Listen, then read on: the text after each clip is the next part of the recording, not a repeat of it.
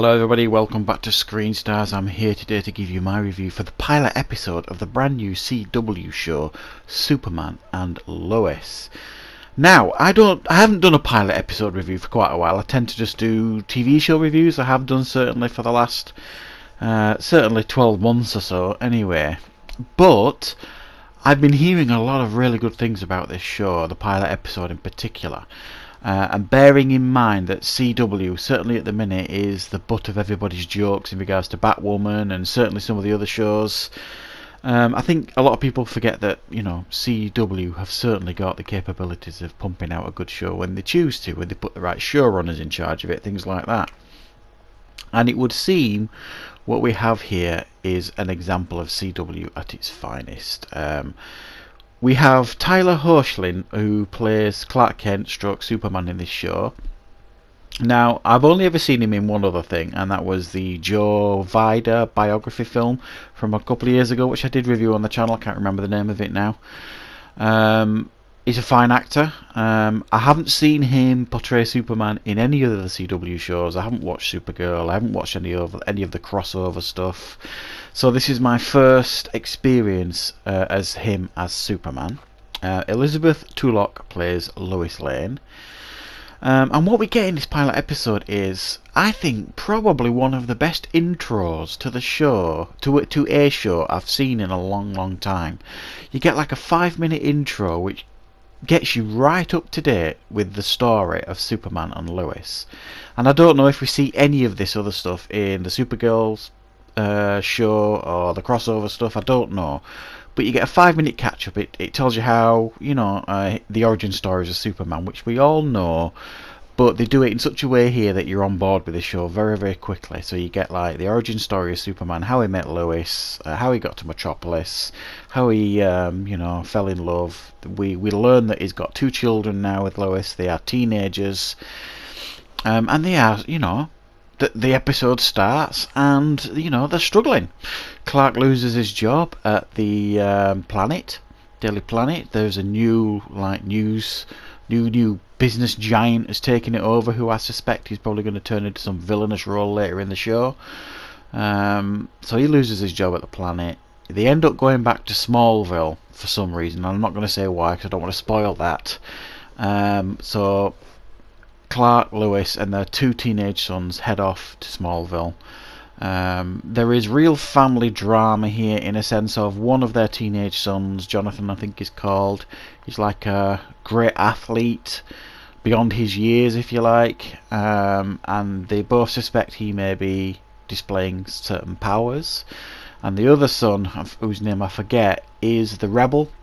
He's, one's got blonde hair, one's got dark hair. The one with dark hair is a bit of a rebel.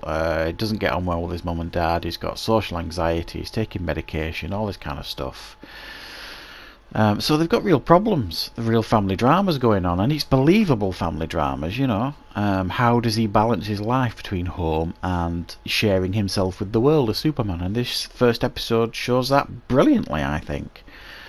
We get to see Superman in action really, really fantastically well. There's like this villain who is attacking nuclear power plants, and at the beginning we see a great sequence with Superman saving this nuclear power plant, with a great homage, I think, to Superman 3 when he, in Superman 3 when he freezes that lake and drops it on like the power plant. Well, he does something very similar in this episode, this Superman, which I think it was a really nice homage to Christopher Reeve in Superman 3.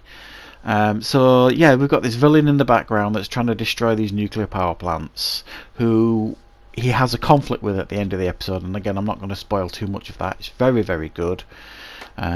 Great suit that this guy's wearing. It looks a little bit like the suit in Halo, I suppose you could argue, but it still looks good. We get a great homage to Superman costumes of old early in the episode, which I thought was really, really nice. It's very respectful, this, I think, of what's come before.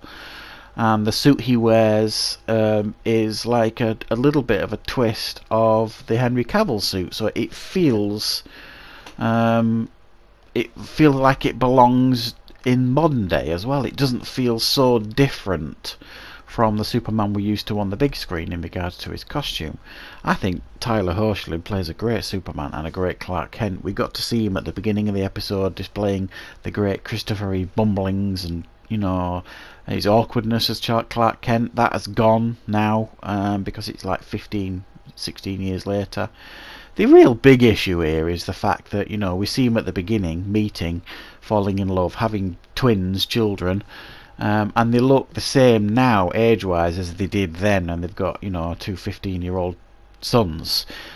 So that's the issue, I think, here with this show. The fact that, I mean, you can understand how Clark Kent or stroke Superman wouldn't age as much, but Lois looks the same as well, you know what I mean? But yeah, really good. I thought the effects here for a TV show were really fantastic. For Superman, you know, effortless. You see him picking things up and you believe that he's doing those things. The flight looks good. No problem at all with the effects. The cinematography, the colour palette of this pilot episode was really fantastic. Let's just hope, fingers crossed, that the quality of this pilot episode continues throughout this season and beyond, because we might really have here a really great Superman show.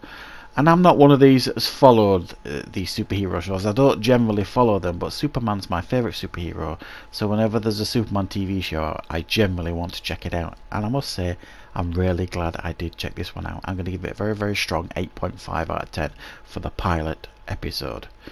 So, that is my review for the pilot episode of Superman and Lois. I hope you liked it. Thank you very much for watching. When you get the opportunity to check this out, please do so. I am sure you will enjoy it. Thanks for watching, everybody.